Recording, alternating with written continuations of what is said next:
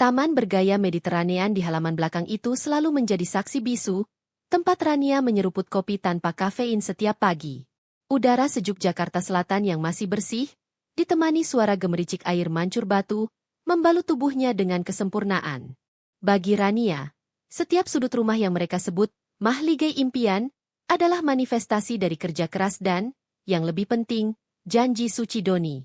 Mahligai itu bukan sekadar bangunan. Ia adalah kanvas tempat mereka melukis masa depan. Lantai marmer putih yang memantulkan cahaya matahari pagi, dapur modern dengan island counter granit hitam, hingga ruang kerja Doni yang berarsitektur kayu gelap, semuanya berbicara tentang kemapanan dan rasa. Doni, suaminya, seorang eksekutif perbankan investasi yang sukses, adalah sosok yang menjadi perwujudan dari stabilitas dan pesona. Di setiap pesta, Doni adalah magnet. Bicaranya terstruktur, senyumnya hangat, dan gestur tangannya saat menjelaskan proyek selalu memancarkan aura kepemimpinan yang meyakinkan. Doni adalah suami idaman yang dikagumi oleh setiap rekan Rania. Rania sendiri bukanlah wanita yang hanya berpangku tangan. Lulusan terbaik dari jurusan arsitektur interior, ia menjalankan biro desainnya sendiri yang kini telah mendapatkan reputasi elit.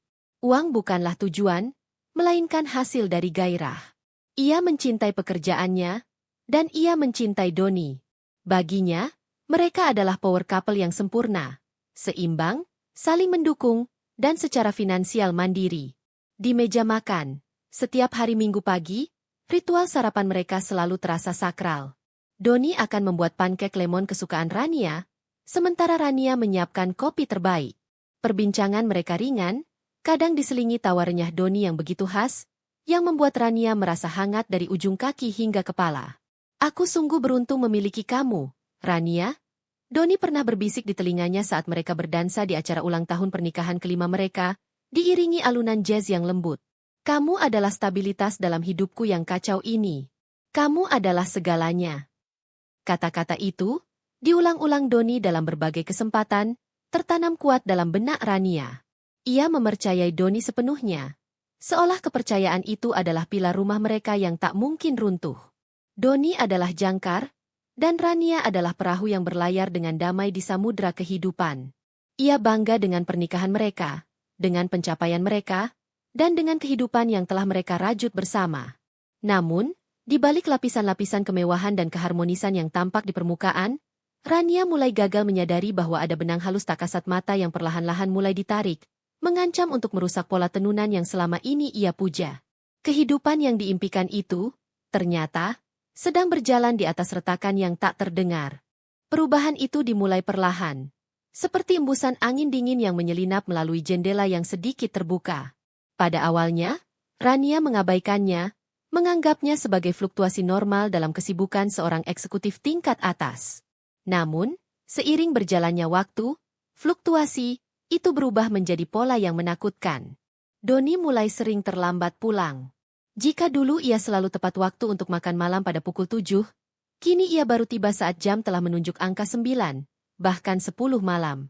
Alasannya selalu sama, diucapkan dengan intonasi lelah yang meyakinkan. Rapat mendadak, klien dari luar kota, atau dokumen yang harus diselesaikan segera sebelum subuh. Maafkan aku, sayang. Proyek besar ini menyita seluruh tenagaku, katanya sambil mencium kening Rania dengan tergesa. Namun, ada yang aneh.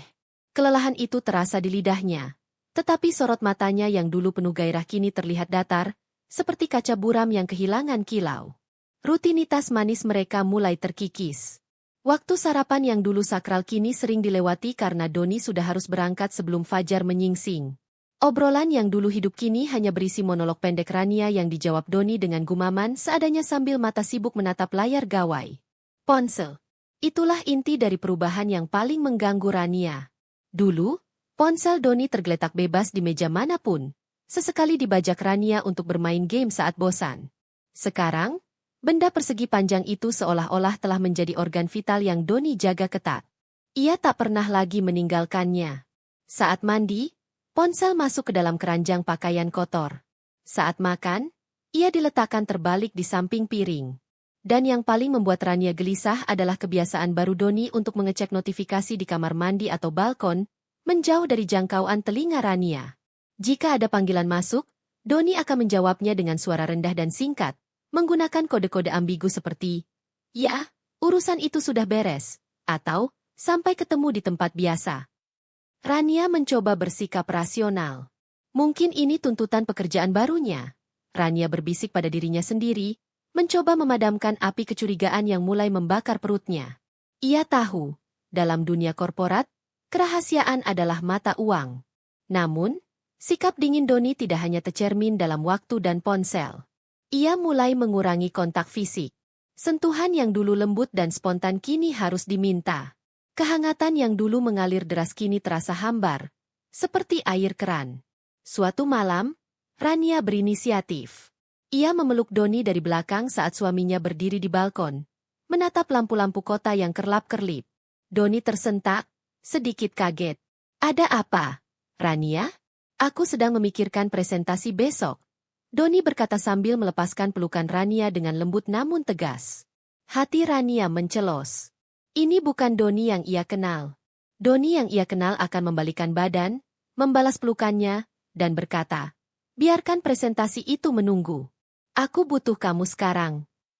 Malam itu, Rania tidak tidur. Ia menatap punggung Doni yang memunggunginya di atas ranjang king size mereka. Ia menyadari bahwa ada dinding tebal, tak terlihat, yang kini membentang di antara mereka. Dinding yang terbuat dari kebohongan dan rahasia yang tidak terucapkan. Rania tahu, naluri seorang istri jarang sekali berbohong. Nada dalam pernikahan mereka sudah berubah. Dari melodi harmonis, kini menjadi disonansi yang menyakitkan. Ia tak bisa lagi menutup mata. Ia harus tahu. Rania, sang arsitek interior, terbiasa bekerja dengan data, presisi, dan pola. Ia mendekati kecurigaannya dengan pola pikir yang sama. Ini adalah proyek yang harus diselesaikan, sebuah teka-teki yang menuntut solusi. Ia menyisihkan emosi, menggantikannya dengan fokus yang tajam. Pencarian dimulai dari detail terkecil. Ia mengamati Doni seperti mengamati denah bangunan yang cacat. Malam-malam berikutnya, Rania sengaja membiarkan dirinya terjaga, berpura-pura tidur nyenyak. Ia mencatat Doni bangun tengah malam untuk minum air, atau waktu yang dihabiskannya di kamar mandi.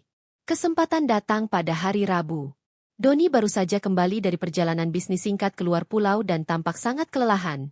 Langsung tertidur lelap segera setelah menyentuh bantal. Rania menunggu sekitar 1 jam, memastikan napas Doni teratur dan dalam. Jantungnya berdebar kencang, bukan karena ketakutan, melainkan antisipasi pahit. Ia bangkit pelan, lalu menuju dompet Doni di meja samping. Di sana, di antara tumpukan kartu nama dan uang tunai, Rania menemukan selembar struk. Struk itu bukan dari restoran mewah atau pertemuan klien, melainkan dari sebuah toko bunga eksklusif di kawasan SCBD, jauh dari kantor Doni. Tanggalnya 3 hari yang lalu, saat Doni seharusnya berada di bandara untuk perjalanan dinas. Total biayanya fantastis, cukup untuk membeli perhiasan kecil. Bunga mawar impor, batin Rania. Mawar untuk siapa? Meskipun menyakitkan, struk itu hanyalah sebuah petunjuk, bukan bukti yang tak terbantahkan. Rania tahu dia membutuhkan akses digital. Ponsel Doni tergeletak di nakas, layarnya terkunci. Doni sudah lama mengganti kata sandinya, tetapi Rania ingat tanggal ulang tahun Doni. Doni sangat sentimental terhadap tanggal-tanggal penting mereka. Ia mencoba beberapa kombinasi angka yang berkaitan dengan Doni. Tanggal pernikahan, tanggal jadian, tanggal lahir Rania. Semuanya gagal. Doni tampaknya telah mengamankan dirinya dengan sangat baik. Namun, Rania teringat satu hal, Doni pernah mengeluh bahwa kata sandi laptopnya harus sesederhana mungkin agar mudah diingat klien saat presentasi. Laptop Doni tergeletak di meja kerjanya. Rania bergerak cepat ke ruang kerja, mengambil laptop Doni. Dengan sedikit tarikan napas, Rania memasukkan kombinasi angka dari tanggal ulang tahun pernikahan mereka, diikuti 4 angka acak yang sering Doni gunakan. Berhasil. Laptop itu terbuka, menyajikan pemandangan yang dingin dan familiar. Rania langsung menuju kotak masuk email Doni. Ia mencari kata kunci seperti reservasi, makan malam, atau nama-nama rekan kerja wanita yang sering Doni sebutkan. Jantungnya serasa berhenti berdetak saat matanya menangkap satu baris subjek.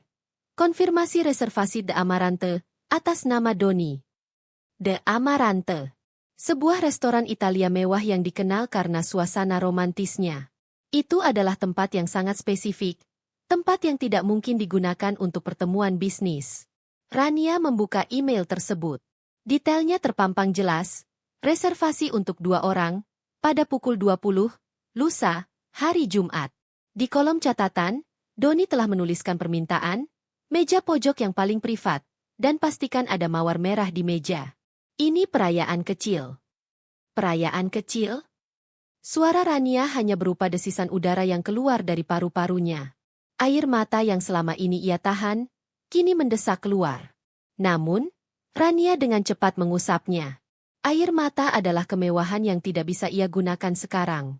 Doni, suaminya, telah merencanakan perayaan romantis dengan wanita lain di bawah hidungnya, sambil berbohong tentang lembur kerja. Pengkhianatan ini terasa terstruktur, dingin, dan kejam. Kepastian yang menyakitkan itu justru memberinya kekuatan. Rania menutup laptop Doni, mengembalikannya ke tempat semula. Ia tidak akan merusak bukti. Ia akan menggunakan bukti ini untuk menghancurkan Doni. Hari Jumat terasa seolah waktu berjalan lambat, menyeret Rania melalui setiap jamnya. Rania memainkan peran yang luar biasa. Ia memasak sarapan, tersenyum, bahkan bertanya kepada Doni apakah ia perlu menjemputnya di kantor jika rapatnya selesai sebelum sore. Doni, yang merasa aman karena Rania tampak begitu polos, menolak dengan alasan bahwa ia harus bertemu klien di luar. Aku akan langsung ke kantor pusat setelah ini. Sayang, mungkin pulang sangat larut. Doni berbohong, mencium Rania sekilas di pipi. Setelah Doni berangkat, Rania berdiri di ambang pintu, menyaksikan mobil Doni menghilang di balik gerbang. Di matanya, bukan lagi cinta yang tersisa, melainkan pandangan seorang jenderal yang siap melancarkan serangan.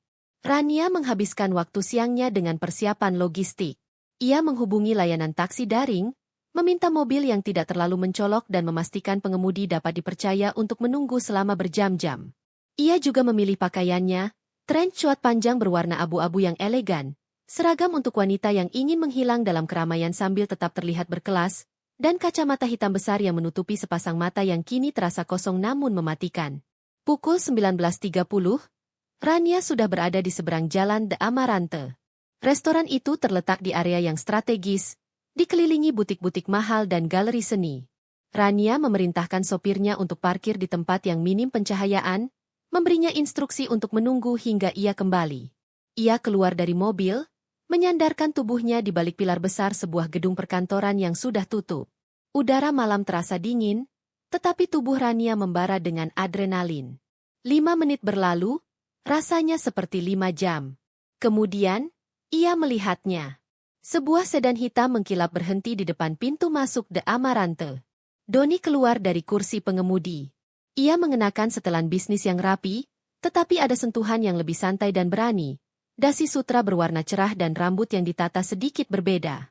Ia tampak bersemangat, bukan lelah. Doni berjalan ke sisi penumpang dan membukakan pintu. Karina, wanita yang ia sebut rekan kerja, atau klien, muncul. Dia muda, cantik dengan riasan tebal yang menonjolkan fitur wajahnya, dan mengenakan gaun koktail berwarna merah marun yang menjerit kemewahan. Lengannya melingkari lengan Doni dengan keakraban yang menjijikkan.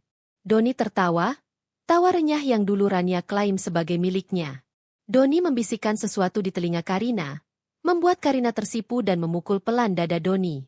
Adegan yang sangat intim, dilakukan di depan umum, tanpa rasa malu sedikit pun.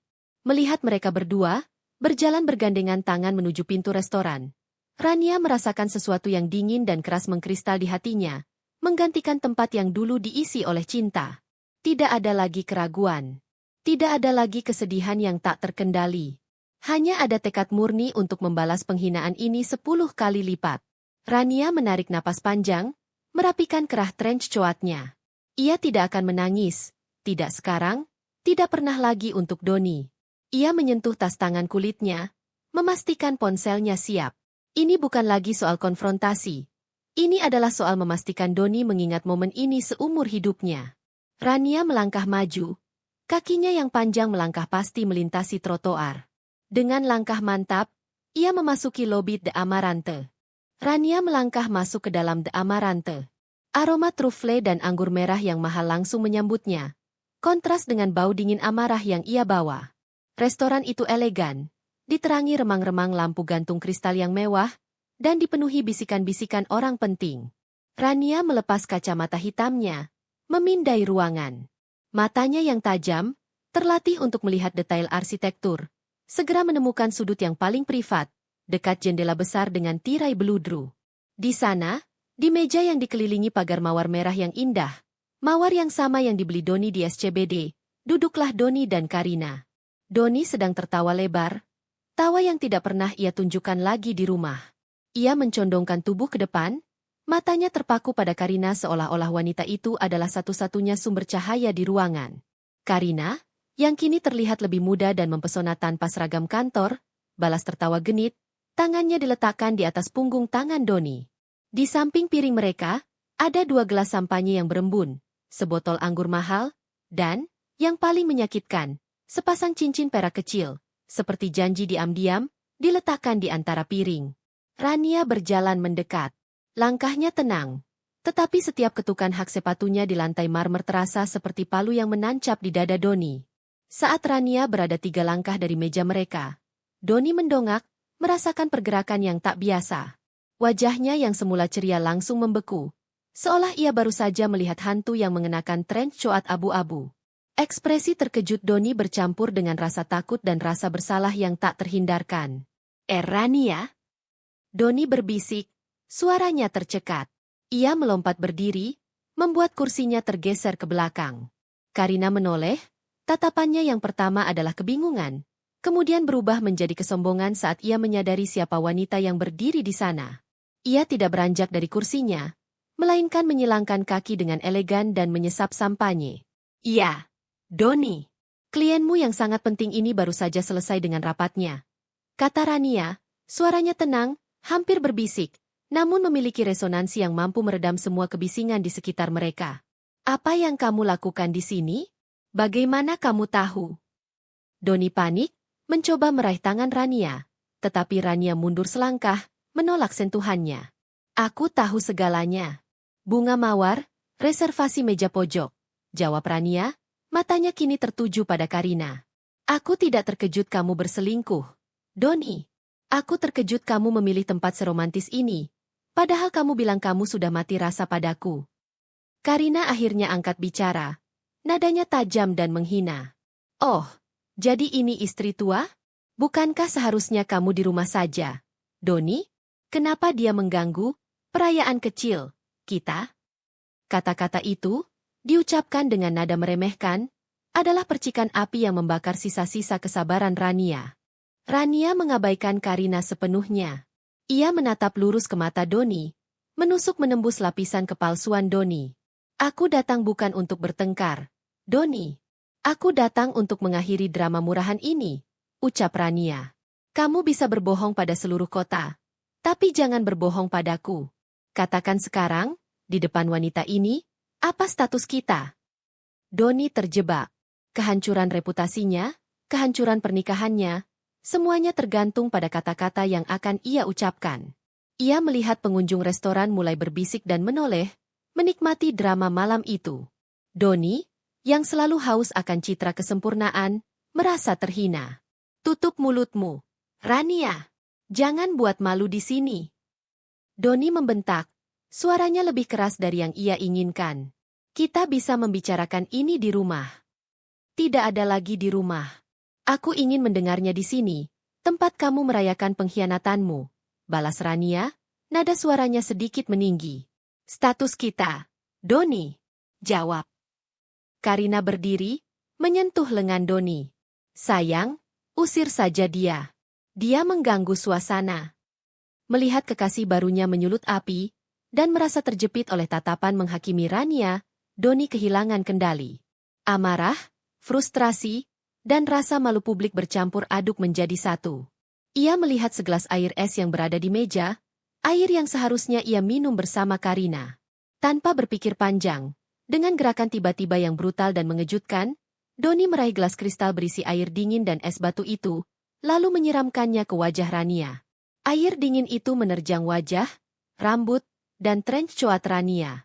Es batu terpental dari pipinya ke lantai. Rania tersentak. Seluruh tubuhnya basah dan dingin. Rambutnya yang indah kini lepek menempel di wajah.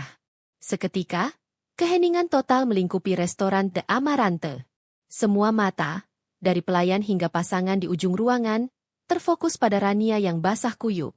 Doni terengah, menyadari apa yang baru saja ia lakukan. Karina tertawa, tawa kemenangan yang sinis, puas melihat kehinaan sang istri. Rania menutup matanya sejenak, menelan penghinaan yang lebih dingin daripada air es itu sendiri. Ketika ia membuka mata, air mata tidak ada di sana. Wajahnya basah, tapi matanya kering, keras, dan penuh perhitungan. Ia perlahan menyentuh pipinya yang basah. Kemudian, ia mengambil ponsel dari tasnya, mengarahkannya ke Doni dan Karina, dan mengambil beberapa foto tanpa suara. Aku akan pergi sekarang, Doni, Rania berucap, suaranya kini kembali tenang, namun memiliki janji yang menakutkan. Tapi ketahuilah, harga dari air dingin ini akan kamu bayar dengan semua yang kamu miliki. Rania berbalik, meninggalkan meja itu, berjalan keluar dari restoran dengan langkah teratur dan bermartabat, meskipun pakaiannya meneteskan air. Ia meninggalkan Doni, yang kini berdiri cemas di antara kekacauan dan bisikan, dan Karina, yang menyeringai licik di balik meja. Di dalam taksi, Rania tidak menangis. Ia hanya duduk diam, membiarkan AC mobil mengeringkan pakaiannya yang basah. Tubuhnya dingin, tetapi jiwanya telah mencapai suhu 0 derajat Kelvin, titik di mana semua gerakan berhenti, dan hanya ada energi potensial. Sopir taksi, yang menyaksikan Rania keluar dari restoran dalam keadaan basah kuyup, tidak berani bertanya. Ia hanya fokus pada jalanan. Rania memejamkan mata, memutar ulang adegan di The Amarante. Tawa Doni yang palsu, sorot mata Karina yang merendahkan, dan sensasi air dingin yang menghantam wajahnya. Penghinaan itu, yang ditonton oleh puluhan orang asing, kini menjadi katalis. Ia menyadari, Doni tidak hanya berselingkuh. Doni telah menghancurkan martabatnya di depan umum. Doni telah menyatakan perang, dan Rania harus membalasnya sebagai pemenang. Tujuan Rania bukan lagi mendapatkan kembali Doni, atau bahkan memenangkan perceraian yang adil. Tujuannya adalah memastikan Doni tidak lagi memiliki pijakan di dunia yang ia bangun bersama Rania. Doni harus merasakan kehancuran finansial yang sama, atau lebih parah, dari rasa sakit emosional yang Doni berikan. Saat taksi melaju, melewati gedung-gedung pencakar langit yang menjulang tinggi, Rania meraih ponselnya. Ia membuka daftar kontaknya dan mencari nama, Maya Handoko, SH. Ibu Maya adalah pengacara litigasi perceraian paling terkenal di kota. Dikenal karena taktiknya yang kejam dan kemampuannya membekukan aset tanpa terdeteksi. Rania pernah mendengar desas-desus bahwa Ibu Maya tidak menerima kasus jika ia tidak yakin akan menang telak. Rania mengetik pesan, singkat, padat, dan tanpa basa-basi. Kepada Ibu Maya, saya Rania. Saya ingin Anda mengurus perceraian saya. Saya ingin memenangkan setiap aset. Suami saya, Doni, hari ini menyiram saya dengan air di depan umum saat saya memergokinya. Saya ingin dia membayar harga penghinaan itu. Hubungi saya besok pagi. Saya siap. Setelah mengirim pesan itu, Rania merasakan beban berat terangkat dari pundaknya. Rasa sakit itu masih ada, tetapi sekarang rasa sakit itu memiliki tujuan. Di dalam kehancuran, Rania menemukan dirinya yang baru, seorang wanita yang tidak lagi bergantung pada cinta Doni, melainkan pada kekuatan dan kecerdasannya sendiri. Permainan telah berubah. Keesokan harinya, tepat pukul 9 pagi, Rania sudah duduk di ruangan kantor Maya Handoko. Suasana kantor itu mencerminkan reputasi sang pemilik. Minimalis, berkelas, dan terasa dingin. Tidak ada dekorasi yang lembut, hanya garis-garis tajam dan perabotan kulit hitam. Maya Handoko adalah sosok yang dingin dan berwibawa. Matanya yang tajam menembus, seolah mampu membaca detail tersembunyi dari jiwa kliennya. Ia mendengarkan cerita Rania dengan tenang, tanpa menunjukkan emosi. Doni tidak hanya mengkhianati saya, Bu Maya. Dia mempermalukan saya di depan umum. Dia menyiram saya dengan air es seolah saya ini sampah. Rania berucap datar, menunjukkan foto yang ia ambil saat Doni masih berdiri cemas di samping Karina. Maya mengambil foto itu, menatapnya sekilas, dan meletakkannya kembali. Penghinaan fisik di depan umum. Itu adalah kasus yang kuat. Rania. Tapi saya tidak menerima kasus emosional. Bagus. Potong Rania cepat. Karena saya datang bukan untuk berkeluh kesah. Saya datang untuk menghancurkan stabilitas finansialnya. Saya ingin memenangkan setiap aset yang kami miliki, tanpa terkecuali. Saya ingin dia merasakan kehancuran yang terstruktur, dingin, dan total. Maya tersenyum tipis. Senyum yang jarang sekali terlihat. Klien yang saya suka. Anda tidak mencari keadilan, Anda mencari pembalasan. 3 hal yang saya jamin. Kerahasiaan total hingga hari H, kecepatan, dan legalitas yang tak tertandingi. Tetapi Anda harus mendengarkan setiap instruksi saya. Apakah Anda siap menanggalkan emosi Anda? Saya telah melakukannya sejak Doni menumpahkan air dingin itu ke wajah saya. Jawab Rania. Baik, kata Maya sambil menutup folder di mejanya. Kita mulai. Langkah pertama, kita akan melihat kemana Doni menyembunyikan uangnya. Anda tahu Doni seorang investment banker. Pria seperti itu tidak pernah menyimpan semua telurnya dalam satu keranjang pernikahan. Pada pertemuan berikutnya, Rania dipertemukan dengan Dito, seorang penasihat keuangan forensik muda yang bekerja untuk Maya. Dito tampak seperti Gek cerdas dengan kacamata tebal, tetapi matanya berkilat saat membahas angka-angka. Suami Anda bermain terlalu rumit, Bu Rania. Dito menjelaskan sambil memproyeksikan diagram kompleks di layar. Dia punya aset bersama di properti, investasi saham retail, dan celah yang paling menarik, kepemilikan saham di beberapa perusahaan cangkang, shell company, yang terdaftar di luar negeri dan sejumlah kecil aset kripto yang disamarkan sebagai utang perusahaan. Rania, dengan latar belakang bisnisnya, menyerap setiap detail. Dia melakukannya untuk menghindari pajak. Tapi apa celahnya bagi kita? Celahnya adalah kepercayaan dan akses Anda, Dito melanjutkan, menunjuk ke sebuah dokumen yang terlihat seperti surat kuasa umum. Karena Anda adalah istri sah dan memiliki akses ke laptopnya, Anda bisa melikuidasi atau memindahkan aset-aset yang dibelinya atas nama perusahaan cangkang, atau yang paling penting, aset yang menggunakan surat kuasa bersama yang dia siapkan sejak awal pernikahan. Dito menjelaskan bahwa Doni telah membuat jaring laba-laba aset yang rumit, yang dimaksudkan untuk mengelabui pemerintah atau investor. Doni mengira Rania terlalu bodoh untuk memahaminya. Tetapi ironisnya, kompleksitas itulah yang sekarang menjadi sasaran empuk. Doni, sang investment banker, telah lupa bahwa dia menikahi seorang arsitek yang mahir membaca denah rumit. Rania mengangguk. Saya tahu persis apa yang harus saya lakukan. Saya punya akses penuh ke semua dokumen itu di ruang kerjanya. Beritahu saya aset mana yang paling liquid dan paling mudah dipindahkan tanpa terdeteksi oleh sistem otomatis perbankan. Rania kembali ke mahligai impian. Memasuki kembali kandang emasnya. Doni sudah pulang. Ia terlihat gelisah dan bersalah, tetapi dengan cepat berusaha menutupi kepanikan alaminya dengan arogansi yang dangkal. Rania. Doni memulai, berdiri canggung di ruang tamu, jaketnya masih belum dilepas. Dengar, aku minta maaf soal semalam. Tindakan itu di luar kendaliku. Aku marah dan kehilangan akal sehat karena tekanan kerja yang luar biasa. Aku janji akan memutus hubungan dengan Karina secara profesional. Kita bisa menyelamatkan pernikahan ini. Aku akan minta maaf dengan cara apapun, sayang. Doni mengulurkan tangan, gerakan yang terasa dipaksakan. Rania melakukan persis apa yang diperintahkan oleh Maya dan naluri pembalasan barunya. Ia tidak menunjukkan perlawanan, tidak ada amukan, hanya sikap pasrah yang hampa. Air mata menggenangi matanya. Air mata yang sepenuhnya dibuat-buat, tanpa histeria sedikit pun. Ia bertingkah seperti wanita yang jiwanya telah mati, tetapi tubuhnya masih berfungsi dan sepenuhnya menyerah. Aku sudah lelah, Doni, kata Rania. Suaranya lemah dan serak, nadanya syarat dengan kekalahan total. Aku tidak akan bertarung lagi. Aku tidak akan bertanya lagi soal Karina. Aku tidak akan membuatmu malu lagi di depan rekan kerjamu atau siapapun di lingkaran sosial kita. Doni langsung mengendur, rasa lega membanjiri seluruh tubuhnya. Rania telah menyerah.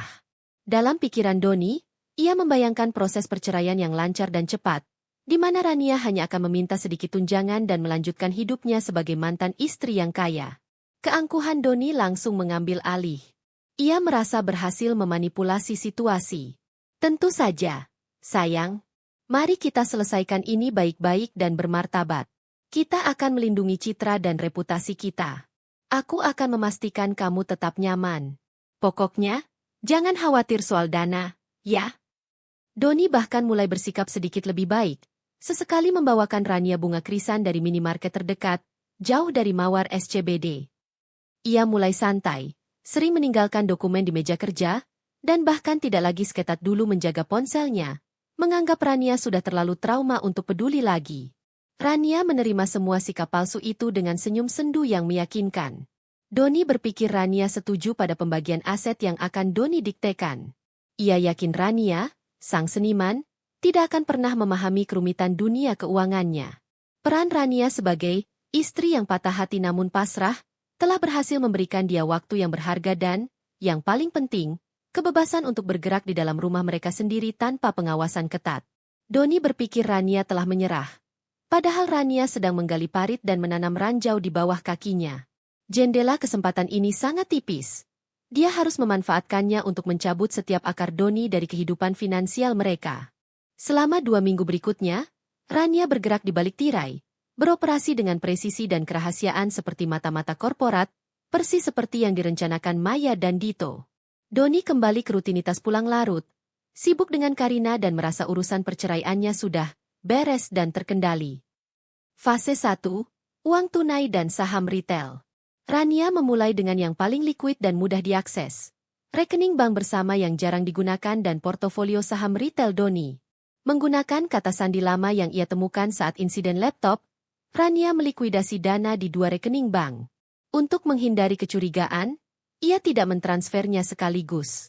Dana itu dipindahkan bertahap ke rekening perusahaannya sendiri, disamarkan sebagai pembayaran awal modal proyek interior besar yang sedang digarap di luar pulau. Ini adalah taktik pengepul uang. Transaksi besar sekali jadi akan memicu peringatan bank, tetapi serangkaian transaksi sedang yang konsisten akan dianggap sebagai arus kas bisnis normal. Dia juga menjual sejumlah kecil saham Doni yang terdaftar di Bursa Efek Indonesia, menggunakan alasan fluktuasi pasar yang harus dihindari, menyebarkan dana tersebut ke investasi yang tidak terikat padanya. Total dana yang diamankan dalam fase ini cukup untuk menjamin kehidupannya yang mewah selama setahun tanpa perlu bergantung pada siapapun. Fase 2. Polis asuransi dan dana pensiun berisiko tinggi. Minggu kedua, Rania fokus pada aset tersembunyi. Dibimbing oleh Dito, ia mengajukan penebusan polis asuransi jiwa Doni yang memiliki nilai tunai substansial. Polis yang dulu mereka sepakati sebagai jaminan masa tua. Nilai tunai ini bisa ditarik tanpa persetujuan langsung Doni karena Rania adalah penerima manfaat utama dan penandatangan dokumen pendirian awal. Transfer dana yang besar ini membutuhkan waktu 3 hari kerja. Tetapi Rania tahu Doni terlalu sibuk dan merasa aman untuk mengecek rincian perbankan sehalus itu. Di saat yang sama, Doni memiliki portofolio investasi risiko tinggi, termasuk beberapa kripto yang Doni beli atas nama perusahaannya. Dito menginstruksikan Rania untuk membuat margin call palsu dan menjual sebagian aset digital tersebut dengan kerugian kecil, yang sebenarnya adalah pengalihan. Mengalihkan uangnya ke dompet digital yang tidak terikat dengan identitas mereka berdua. Aksi ini berhasil mengeringkan hampir 70% dari aset liquid Doni yang tidak terlihat oleh mata awam. Fase 3. Bukti dan pengeluaran. Selain mengamankan dana, Rania juga mengumpulkan bukti untuk Maya. Ia mencetak semua bukti pengeluaran Doni untuk Karina yang dibebankan ke kartu kredit perusahaan atau kartu bersama. Tiket penerbangan kelas 1 ke Eropa yang disamarkan sebagai kunjungan klien, reservasi hotel bintang 5 di Jakarta, hingga pembelian perhiasan mahal yang disamarkan sebagai biaya representasi. Semua dicetak rapi dan diarsipkan dalam flash drive terpisah. Setiap transaksi yang dieksekusi oleh Rania bersifat sengaja, perlahan, dan bertahap, menghindari bendera merah di sistem perbankan. Kehancuran Doni kini tidak dapat dihindari. Tinggal menunggu waktu pengumuman resmi. Fase terakhir persiapan Rania adalah mengamankan mahligai impian. Rumah yang menjadi simbol pernikahan palsu mereka dan yang kini akan menjadi benteng pertahanan Rania.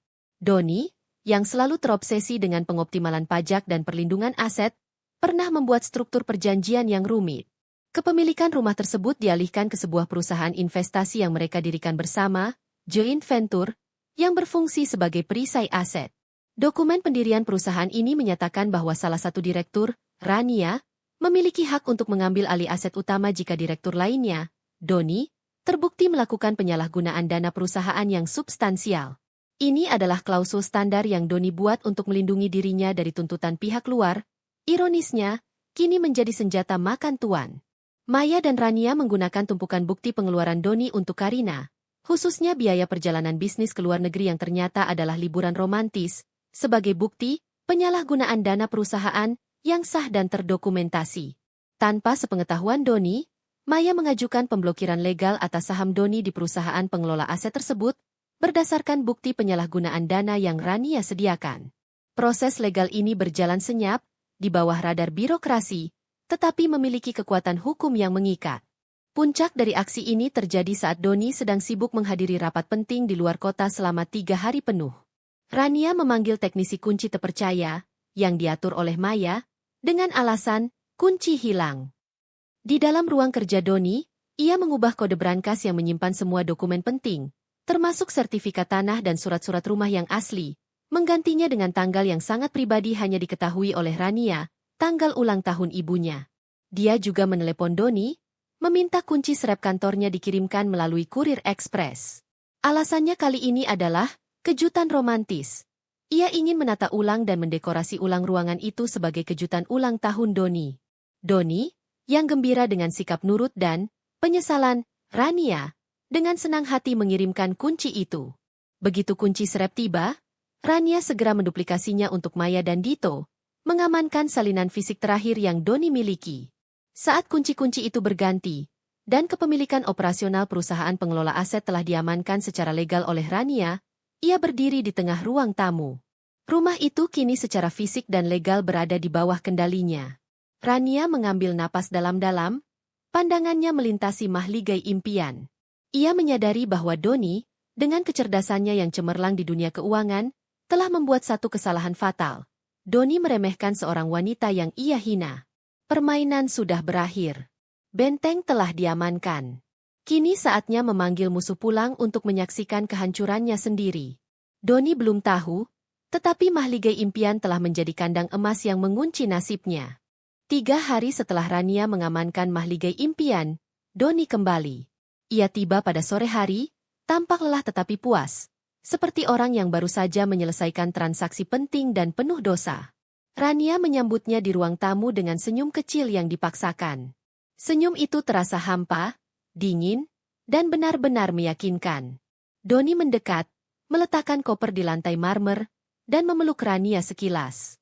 Kehangatan Doni terasa asing, seperti pelukan dari orang asing. Aku pulang, sayang. Maaf, rapat di luar kota kali ini benar-benar menyedot energi, kata Doni, mengusap bahu Rania. Doni tidak menyadari bahwa ia tidak pulang ke rumah, tetapi masuk ke dalam jebakan yang telah dirancang dengan detail arsitektural. Tidak apa-apa, Doni. Aku mengerti, kok, jawab Rania lembut, memainkan perannya sebagai istri yang patuh dan menyerah. Ia bahkan menambahkan, aku sudah menyiapkan makan malam spesial untuk menyambut kepulanganmu. Makanan kesukaanmu. Rania membawa Doni ke ruang makan, yang telah dihias layaknya malam perayaan ulang tahun pernikahan mereka.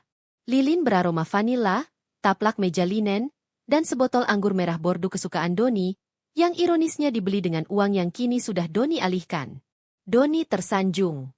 Kepercayaan dirinya langsung melambung. Ini dia, pikir Doni. Rania sudah kembali menjadi istri yang lunak dan mudah dikendalikan. Dramat The Amaranta hanyalah sesaat, dan dia sudah memaafkan. Doni mulai membual tentang proyek-proyek besarnya, menggunakan terminologi keuangan rumit yang ia tahu Rania tidak mengerti, hanya untuk menunjukkan superioritas intelektualnya. Rania mendengarkan, mengangguk di tempat yang tepat, tetapi pikirannya tertuju pada satu hal, eksekusi. Saat Doni sibuk memotong steak, Rania melihat jam tangannya. Tepat pukul 20. Waktu yang sama saat Doni memulai kencan pengkhianatannya. Rania mengeluarkan ponselnya, yang diletakkan di pangkuannya. Ia mengetik pesan terakhir kepada Maya Handoko, "The time is 8 p.m. Comment the legal phrase and serve the papers."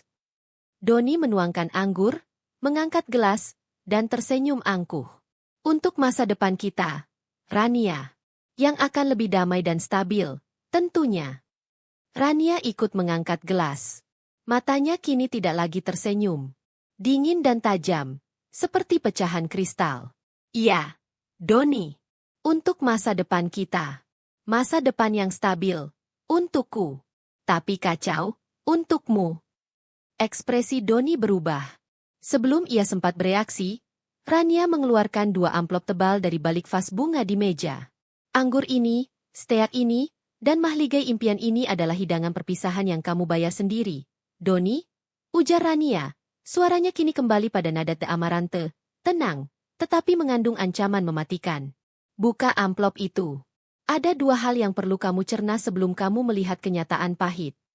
Doni meraih amplop itu dengan tangan gemetar. Ia membuka amplop pertama. Di dalamnya terdapat salinan resmi gugatan cerai dengan tuntutan pembagian harta bersama 100% untuk Rania. Apa-apaan ini, Rania? Kamu bilang kamu menyerah. Bentak Doni, suaranya meninggi. Aku menyerah untuk bertengkar denganmu, Doni. Bukan menyerahkan hidupku. Buka yang kedua, perintah Rania. Doni merobek amplop kedua. Di dalamnya terdapat serangkaian dokumen yang lebih rumit. Laporan perbankan, riwayat transfer dana, dan yang paling mengerikan, surat perintah pemblokiran legal atas aset perusahaan pengelola properti yang memayungi mahligai impian, disertai bukti pengeluaran yang Doni bebankan ke perusahaan, bukti liburan romantis dengan Karina yang dicap sebagai penyalahgunaan dana perusahaan. Darah Doni seolah berhenti mengalir. Ia mengenali dokumen itu. Itu adalah klausul yang ia buat sendiri. Kamu pindahkan uangku? Rekening itu? Saham-sahamku? Mustahil. Aku yang membuat sistemnya. Doni menjerit, menggebrak meja hingga piring dan gelas bergetar. Aku yang membacanya. Doni. Aku seorang arsitek. Aku mahir membaca denah yang rumit, termasuk denah keuanganmu. Rania menyahut. Saat kamu asyik bermain-main di Eropa dengan Karina, aku melikuidasi dana-dana itu. Saat kamu menyiramku dengan air es, aku sudah menelepon Maya Handoko. Saat kamu berpikir aku menyerah, aku sedang mengunci semua brankasmu dan mendaftarkan pemblokiran aset mahligai impian ke pengadilan, menggunakan bukti pengkhianatanmu sendiri. Doni bangkit dari kursinya, wajahnya merah padam. Dasar wanita jalang. Kamu tidak akan bisa melakukan ini padaku. Aku akan menghancurkanmu. Aku akan menggugat balik dan memastikan kamu tidak mendapatkan sepeser pun. Terlambat, Doni, kata Rania, tanpa gentar. Uang likuidmu sudah aman di tempat yang tidak bisa kamu sentuh. Dan rumah ini secara legal sudah tidak bisa kamu jual, gadai, atau hancurkan. Dan coba cek ponselmu. Doni merogoh saku celana bisnisnya, mencari ponselnya. Namun, ia tidak menemukannya. Ponselmu? Ponsel kantor? Kedua-duanya sudah disita oleh pengadilan. Perintah pemblokiran aset dan komunikasi. Maya sudah mengajukannya. Doni, itu ada di dalam amplop pertama. Kamu sudah terputus dari dunia keuanganmu sendiri. Seketika, Doni menyadari kekalahan totalnya. Ia tidak hanya kehilangan istri dan kekasih, tetapi ia kehilangan uang, aset, dan, yang terpenting, kendali atas hidupnya sendiri. Doni kini seperti binatang yang terperangkap. Ia tidak lagi peduli pada etika atau citra. Amarahnya meluap. Mata Doni yang tadinya berwibawa kini terlihat gila. Ia mencondongkan tubuh ke depan, seolah hendak menyerang Rania. Aku akan buat kamu menyesal, Rania. Raung Doni, suaranya pecah karena panik yang teramat sangat. Aku akan membusuk di penjara demi memastikan kamu juga busuk. Rania sama sekali tidak mundur. Ia sudah mempersiapkan diri untuk skenario terburuk. Jangan buang tenagamu, Doni. Perhatikan saja dirimu, kata Rania dingin, sambil mengangkat tangan kanannya. Pintu utama sudah dikunci secara otomatis. Kunci-kunci yang kamu kirimkan padaku sudah diganti kode. Brankas itu juga sudah diganti kodenya. Kamu sudah tidak memiliki akses apapun ke rumah ini. Saat Rania selesai bicara, pintu ruang makan terbuka. 2 orang pria bertubuh besar dengan seragam security profesional memasuki ruangan. Mereka adalah tim pengamanan yang disewa Maya Handoko untuk memastikan proses pengusiran berjalan tanpa kekerasan yang merugikan Rania. Tuan Doni, sapa salah satu petugas keamanan dengan nada formal, kami di sini berdasarkan perintah penahanan sementara yang dikeluarkan oleh Pengadilan Negeri Jakarta Selatan yang menjamin keamanan Nyonya Rania selama proses penyitaan aset. Anda diminta untuk segera meninggalkan properti ini, tanpa membawa barang-barang pribadi kecuali ponsel dasar yang tidak terhubung dengan sistem keuangan. Atau kami akan gunakan kekerasan seperlunya. Doni menatap Rania, matanya memancarkan campuran kebencian, ketakutan, dan pengkhianatan. Kamu, pengkhianat, desis Doni. Aku seorang arsitek. Doni. Aku merancang ulang kehidupan ini, tanpamu. Kamu yang membangun fondasi kebohongan itu, balas Rania, membiarkan kemarahan Doni memantul dan melenyap tanpa menyentuhnya.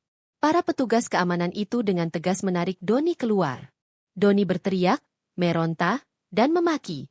Tetapi suaranya meredup saat ia diseret keluar dari mahligai impian, rumah yang ia yakini sebagai miliknya. Di luar gerbang, Doni ditinggalkan dengan kunci mobil yang telah direbut security, karena mobil itu atas nama perusahaan bersama, dan ponsel lama.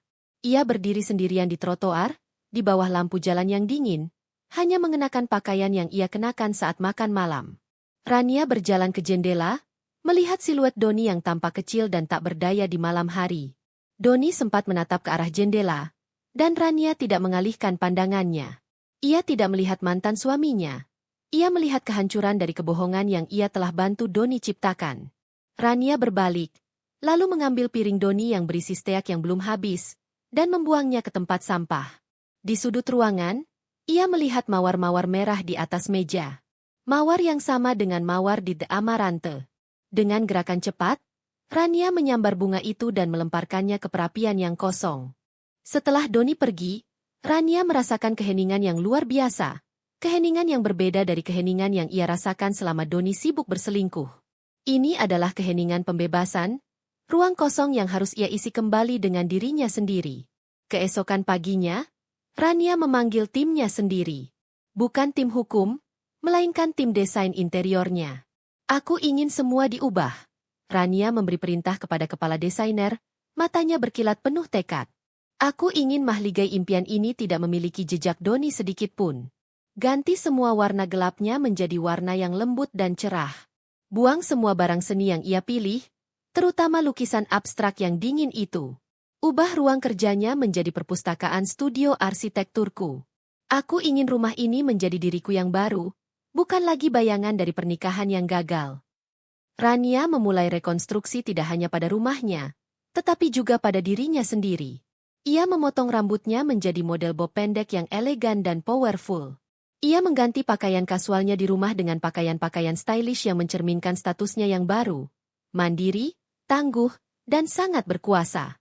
Dia bertemu dengan Maya Handoko dan Dito setiap hari, mempelajari setiap detail gugatan balik yang mungkin Doni ajukan.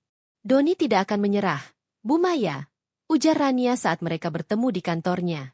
Tentu saja tidak, balas Maya, menyesap tehnya. Pria seperti Doni tidak bisa menerima kekalahan. Dia pasti sudah menyewa pengacara termahal dan paling agresif yang dia kenal.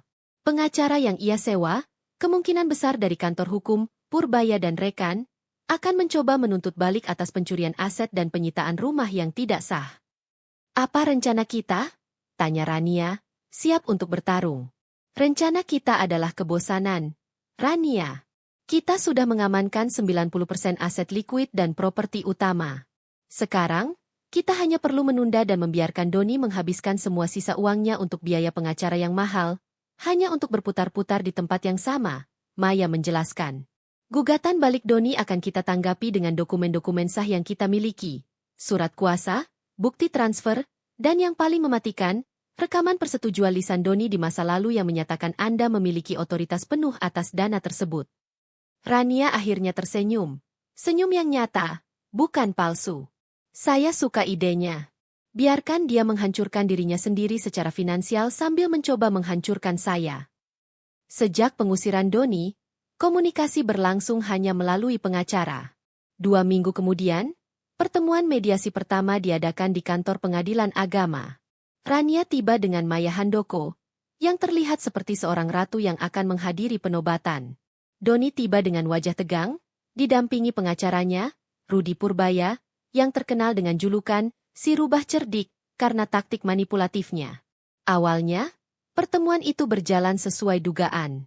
Purbaya melancarkan serangan verbal, menuduh Rania melakukan penipuan, penggelapan, dan penyitaan aset secara tidak sah. Ia menuntut agar semua aset dikembalikan segera ke rekening Doni dan gugatan cerai Rania dibatalkan. Tuan Purbaya, potong Maya, nadanya tenang dan meremehkan. Klien Anda, Tuan Doni, telah menyalahgunakan dana perusahaan, dan berdasarkan dokumen pendirian perusahaan yang dibuat oleh Tuan Doni sendiri, klien kami memiliki hak untuk mengalihkan kepemilikan saham dan properti. Ini bukan kasus penggelapan. Ini adalah eksekusi klausul perjanjian yang dibuat oleh klien Anda sendiri. Maya kemudian menampilkan bukti pengeluaran Doni untuk Karina, yang semuanya telah dicetak tebal dan diwarnai dengan spidol stabilo merah. Ini, kata Maya, menunjuk laporan pengeluaran. Apakah perjalanan romantis ke Roma ini adalah kunjungan klien penting? Apakah perhiasan seharga ratusan juta ini adalah biaya representasi? Klien kami telah mengumpulkan bukti yang cukup untuk membuktikan penyalahgunaan dana yang serius, dan kami tidak akan ragu untuk menyertakan Karina sebagai pihak yang terlibat dalam persidangan ini, serta melaporkan Tuan Doni ke Direktorat Jenderal Pajak atas dugaan manipulasi keuangan jika gugatan balik ini tidak segera dicabut. Wajah Doni memucat. Ancaman melibatkan Karina dan, yang lebih parah, melibatkan Dirjen Pajak, adalah kartu truf yang mematikan. Reputasi Doni sebagai bankir investasi akan hancur total, dan ancaman penjara sudah di depan mata. Rudi Purbaya, sang rubah cerdik, menyadari bahwa kliennya telah melakukan kebodohan yang fatal. Doni telah mempersenjatai istrinya sendiri dengan dokumen yang memberatkan. Purbaya menarik napas dalam-dalam. Baiklah, kita akhiri mediasi ini, kata Purbaya. Kami akan meninjau ulang posisi kami. Tinjauan ulang yang bijaksana, sambut Maya dengan senyum sinis. Kami akan mengirimkan proposal damai kami besok. Itu akan menjadi tawaran sekali seumur hidup yang menjamin kebebasan klien Anda dari jeratan hukum pajak dan pidana. Tolong beritahu Tuan Doni, ini adalah kesempatan terakhirnya untuk mempertahankan sedikit harga dirinya, karena uangnya sudah bukan lagi miliknya. Rania berdiri, menatap Doni sekali lagi. Doni tampak hancur, mata yang dulu penuh ambisi kini terlihat kosong. Rania memutar badan, berjalan keluar dari ruangan mediasi tanpa sepatah kata pun. Ia telah memenangkan pertarungan pertama di meja hijau. Pertarungan yang tersisa hanyalah formalitas. Rania telah mendapatkan kembali hidupnya, dan harga yang Doni bayar adalah segalanya. Proposal damai yang dijanjikan Maya Handoko tiba di meja Rudi Purbaya 2 hari setelah pertemuan mediasi yang tegang. Proposal itu bukan tawaran, melainkan ultimatum yang ditulis dengan bahasa hukum yang dingin dan tidak dapat diganggu-gugat. Inti dari proposal Rania adalah, Doni harus secara sukarela menyerahkan 95% dari seluruh aset bersama, termasuk saham tersisa yang belum dialihkan Rania, tabungan jangka panjang di luar negeri, dan kepemilikan formal atas aset-aset mewah, seperti perahu pesiar yang jarang digunakan dan beberapa properti liburan. Sebagai imbalannya, Rania akan mencabut semua ancaman pelaporan penyalahgunaan dana perusahaan dan manipulasi pajak yang dapat menjerumuskan Doni ke dalam jerat hukum pidana. Ketika Purbaya memaparkan proposal itu kepada Doni, Doni mengamuk. Ia melempar dokumen-dokumen itu ke lantai kantor Purbaya, berteriak bahwa itu adalah pemerasan, perampokan, dan tindakan ilegal. Ini ilegal. Dia mencuri. Rudi. Dia tidak berhak. Raung Doni, napasnya tersengal. Rudi Purbaya, yang bertahun-tahun menangani kasus-kasus perceraian kelas atas, menatap Doni dengan tatapan datar yang menyiratkan rasa lelah terhadap kebodohan kliennya. Dengar, Doni, ujar Purbaya, suaranya rendah dan penuh penekanan, Maya Handoko adalah pengacara terbaik di bidang ini. Dia tidak pernah membuat kesalahan fatal. Dia menggunakan dokumen perusahaanmu sendiri sebagai senjata. Kamu yang menandatangani klausul yang memberikan Rania hak eksekutif atas aset bersama jika terjadi perselisihan besar. Kamu yang membuat denah jebakan itu. Purbaya membungkuk, mengambil dokumen yang berserakan, dan meletakkannya kembali di meja. Jika kamu menolak ini, kita akan berperang di pengadilan. Kamu akan menghabiskan sisa 5% hartamu untuk membayar biaya hukum. Dan yang terburuk, Rania akan melanjutkan laporan pidana dan pajak. Jika itu terjadi, kamu tidak hanya kehilangan uang, tetapi juga kredibilitasmu seumur hidup, lisensi kerjamu, dan kebebasanmu. Kamu akan menjadi orang yang kehilangan segalanya. Doni, tidak hanya secara finansial, tetapi juga secara eksistensial. Doni terdiam, duduk dengan bahu terkulai. Ketakutan akan penjara dan kehancuran reputasi jauh lebih besar daripada rasa sakit kehilangan uang. Ia menyadari bahwa ia tidak memiliki kartu truf lagi. Rania telah merencanakan akhir permainan ini sejak Doni menceraikannya dengan air es. Ia telah melangkah mundur hanya untuk melompat lebih jauh ke depan. Setelah berjam-jam pertimbangan yang menyakitkan, Doni akhirnya menyerah. Dengan tangan gemetar, ia menandatangani proposal damai itu, mengakui kehancuran totalnya. Ia kehilangan mahligai impian, sebagian besar kekayaannya, dan hak atas Rania. Maya Handoko menelepon Rania malam itu. Sudah selesai, Rania. Dia menandatanganinya. Pernikahanmu berakhir. Hukum membebaskanmu. Rania, yang saat itu sedang duduk di balkon mahligai impian, memandangi langit malam Jakarta. Ia tidak merasakan luapan kegembiraan, hanya rasa lega yang mendalam. Ia telah mendapatkan kembali kehidupannya, dan ia siap membangunnya dari nol, tetapi kali ini, dengan fondasi yang kokoh, bukan pasir kebohongan. 6 bulan berlalu. Hidup Rania bertransformasi secara radikal. Mahligai impian telah berganti nama menjadi The Amaranth Residence and Studio. Properti itu kini memancarkan aura berbeda, tidak lagi gelap dan dingin seperti era Doni, tetapi terang, minimalis, dengan sentuhan kayu hangat dan kaca, mencerminkan estetika desain Rania yang berfokus pada keterbukaan dan keberlanjutan. Rania secara resmi meluncurkan firma arsitekturnya sendiri, The Amaranth Architects. Visinya jelas, membangun proyek-proyek yang beretika, berkelanjutan, dan berorientasi pada manusia. Ia menolak tawaran untuk merancang pencakar langit korporat yang haus biaya, fokus pada proyek-proyek yang lebih bermakna, rumah tinggal yang adaptif, ruang publik yang inklusif, dan yang paling membuatnya bersemangat, sebuah tender untuk merancang pusat komunitas inovasi kota di daerah pinggiran Jakarta. Arsitektur harusnya tentang menciptakan kehidupan, bukan hanya menumpuk modal. Rania menjelaskan kepada tim kecil arsitek muda berbakat yang ia rekrut. Ruang kerja Doni yang dulu gelap kini telah menjadi studio desain yang dipenuhi maket, blueprint, dan cahaya alami. Di sana, Rania bekerja tanpa lelah. Energinya diperbarui oleh passion yang ia tahan selama bertahun-tahun demi mengejar ilusi pernikahan bahagia. Dalam salah satu wawancara untuk majalah bisnis wanita, Rania ditanya tentang perjalanannya setelah perceraian yang menjadi rahasia umum di kalangan elit Jakarta. Banyak orang melihat perceraian sebagai kehancuran. Rania, bagaimana Anda melihatnya? Tanya pewawancara. Rania tersenyum tipis, menatap lurus ke kamera. Kehancuran adalah fondasi. Sebelum saya bisa membangun desain terbaik dalam hidup saya harus menghancurkan fondasi yang salah. Doni memberi saya pelajaran paling berharga. Betapa pentingnya membaca kontrak, baik kontrak pernikahan maupun kontrak bisnis. Dan kini, saya hanya menandatangani kontrak yang menguntungkan diri saya sendiri, dan yang mendefinisikan kembali apa itu kemewahan. Kemewahan sejati adalah kebebasan untuk menciptakan. Kabar keberhasilan Rania mencapai telinga Doni, meskipun Doni kini hidup dalam anonimitas relatif. Doni, setelah kehilangan hampir seluruh kekayaannya, tidak mampu lagi membiayai gaya hidup mewahnya. Rudi Purbaya hanya berhasil menyelamatkan cukup uang untuk Doni memulai hidup baru yang sederhana. Doni tidak hanya kehilangan aset, ia kehilangan identitasnya sebagai bankir investasi terkemuka. Tidak ada perusahaan besar yang mau mempekerjakan pria yang dikaitkan dengan skandal manipulasi dana, meskipun Rania menjamin ia tidak akan melanjutkan laporan pidana. Sementara itu, Karina, kekasih Doni, meninggalkannya begitu Doni tidak lagi bisa membiayai gaya hidup mewahnya.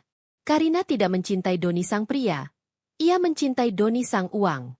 Kehancuran Doni adalah kehancuran hubungan mereka.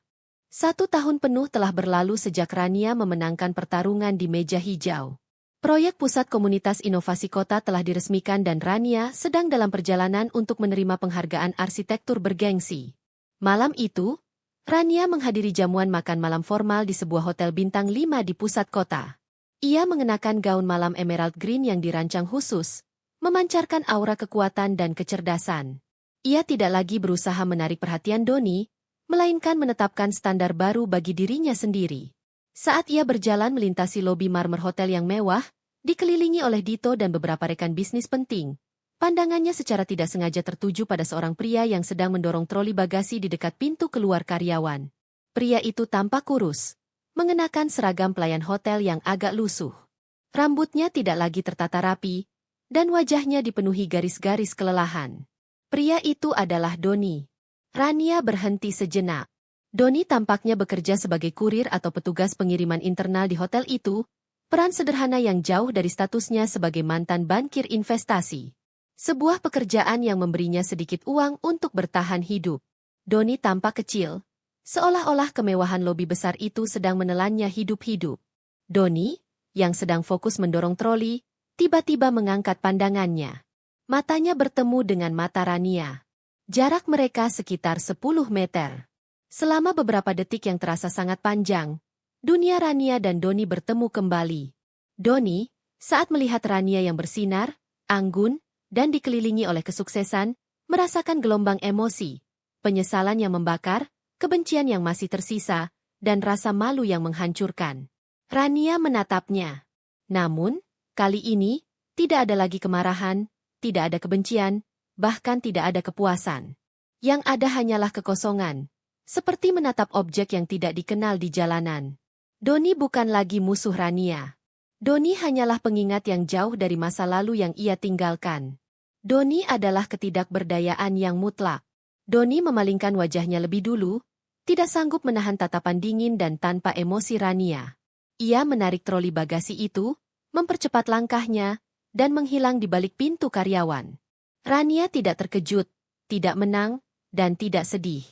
Ia hanya berbalik kepada Dito dan melanjutkan percakapannya yang terputus tentang proyek arsitektur berikutnya.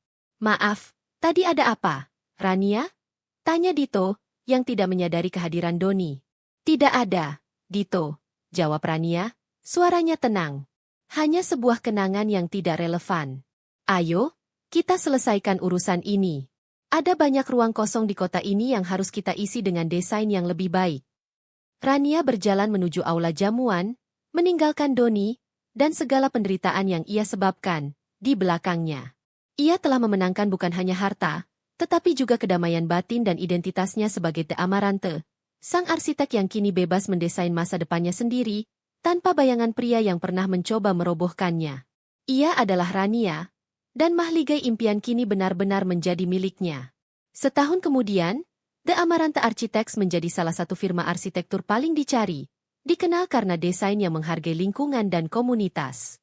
Rania tidak pernah menikah lagi, tetapi ia hidup dikelilingi oleh pekerjaan yang ia cintai dan orang-orang yang mendukungnya. Maya, Dito, dan timnya.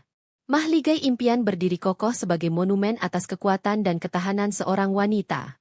Itu bukan lagi rumah yang dibangun di atas ilusi, tetapi benteng yang dirancang oleh Rania, sang arsitek, untuk dirinya sendiri. Rania akhirnya menemukan kemewahan sejati, memiliki kendali penuh atas fondasi hidupnya.